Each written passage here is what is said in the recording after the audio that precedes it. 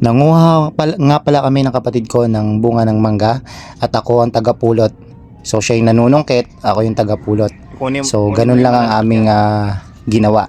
Okay. Tapos nanguha na rin ako ng bunga ng bayabas. Ayan, dahil nga mabababa lang yung bunga at kinakain lang ng mga ibon, kaya kinuha ko na rin. So ayun nga guys, no, magandang umaga sa inyo, no. So medyo late na nga kami nagising, yun. Late na rin ako nagising, mga siguro 8:30 na yan ng umaga. So naisipan ng kapatid ko manguha ng mangga kasi nga ibebenta daw ni nanay. So siya yung nanunungkit, ako lang yung nag-aabang. So yun nga, kada sungkit niya, so malalaglag sa lupa. So ang gagawin ko niya, hihintayin ko muna masungkit niya lahat kasi mahirap baka malaglagan ako ng ng bunga ng mangga. So ice bukol 'yon, no. So ayan nga, yung mga nasungkit niya, malalaglag lang yan diyan. And then pupulutin lang natin yan, ilalagay natin yan dun sa balde na 'yon. So diyan nga, sa pangunguha namin na yan, no, ang rami nga namin nakuha diyan, ang lalaki na rin ng mga bunga ngayon sa taas.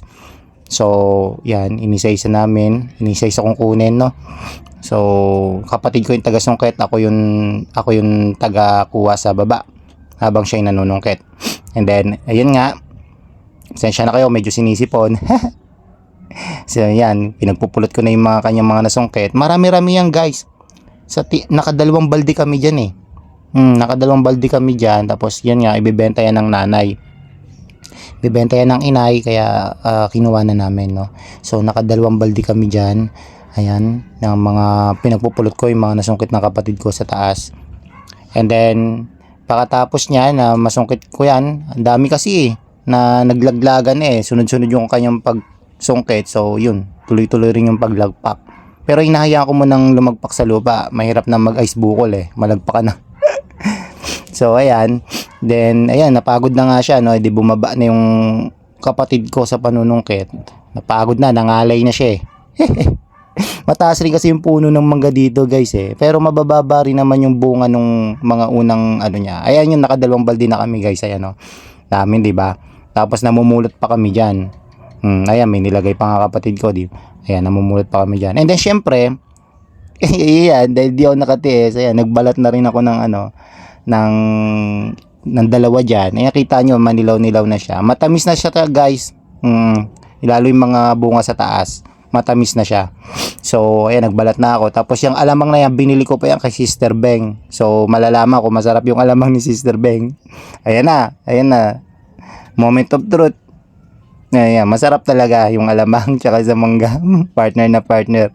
Pasensya na kayo kung nakasalamin dyan kasi ang liwanag kasi ng paligid medyo sira yung mata ko sa liwanag. So ayan, ala Bruno Mars muna. Ayan.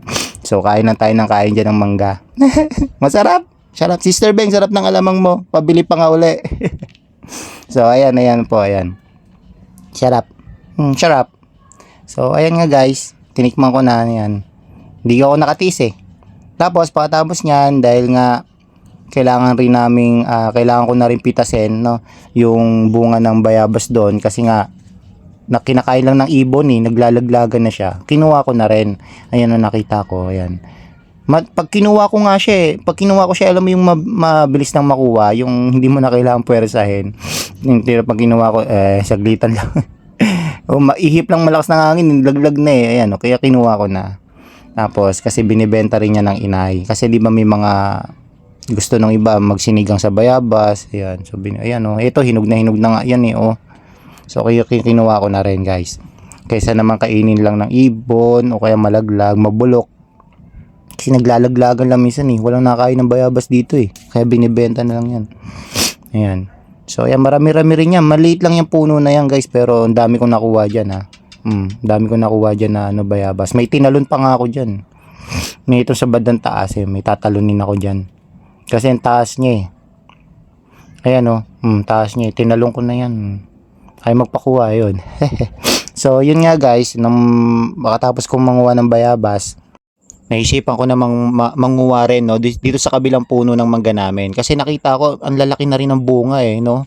Kaya pinagpipitas ko na rin, sinungkit ko na rin. Ako na yung nanungkit kasi pagod na yung kapatid ko sa panunungkit pag-akyat. So ayan, nabitin ako sa pongo.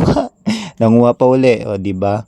So ayan, sinungkit-sungkit ko na. Ang lalaki na rin kasi, tapos hindi siya ganun kataas. Sakto may panungkit kaming para lang sa mabababa. Ayan, sinungkit ko na rin. Tapos, habang sinusungkit ko, ayan, nagdala na rin ako ng ng lagayan kasi doon ko ilalagay lahat ng masusungkit ko. And then, yung sa sobrang baba nga nung iba, actually, pwede naman siya talagang kaso nga lang, syempre, para mas makuha ng mas mabilisan, kailangan sungkitin. So, ayan. So, ayan nga ang ginawa ko, pagkasungkit, kuha. Ayan. So, iyan kasi dadaling ko diyan kay nanay para maibenta rin niya. Kasama yung mga bayabas na nakuha ko. Ang lalaki, 'di ba? Ayan, lalaki na nila, oh. Hindi ito sa kabilang puno to. Sa kabilang puno to. Ito yung mas malapit sa amin sa kubo. So, malalaki na guys yung mga bunga ngayon. So, mas lalaki pa yan ang alam ko sa mangga, mga kahit kalagitnaan ng May, ng mga ayan ng April, magpatapos ng April. Yan yung mga ng mangga talagang summer talagang ng mangga. So ayan yung mga nakuha kong mangga na yan. Ayan nga pala si Emilio, yung alaga kong pusa.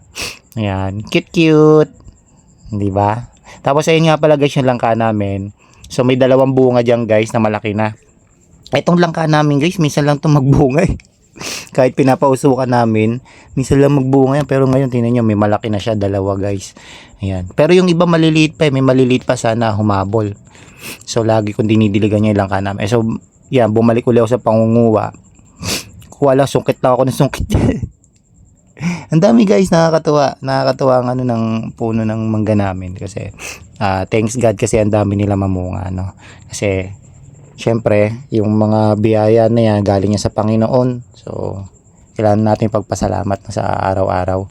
So yan nga, so itong mga nakuha ko, binibigay ko to kay nanay kasi binibenta niya yan si nanay ko kasi mahilig yan magbenta-benta ng mga prutas, gulay. Marami yan dito sa amin, malunggay, gusto nyo ba? So ayan nga guys, nung makuha ko yung mga bunga na yan, no, yan, iniipon ko lang yan dyan. So yan, pag naipon ko yan dyan, dadaling ko na yan doon sa bahay. Tapos ang ginagawa dyan ng nanay ko, naghahanap muna yan siya ng buyer niya Tapos hindi ko yan pinapatinda ng katanghalian, mahirap na. Ayan si nanay naghuhugas. So yun lang naman guys, no, sa araw na to. So, thank you for watching. Paparapag meow.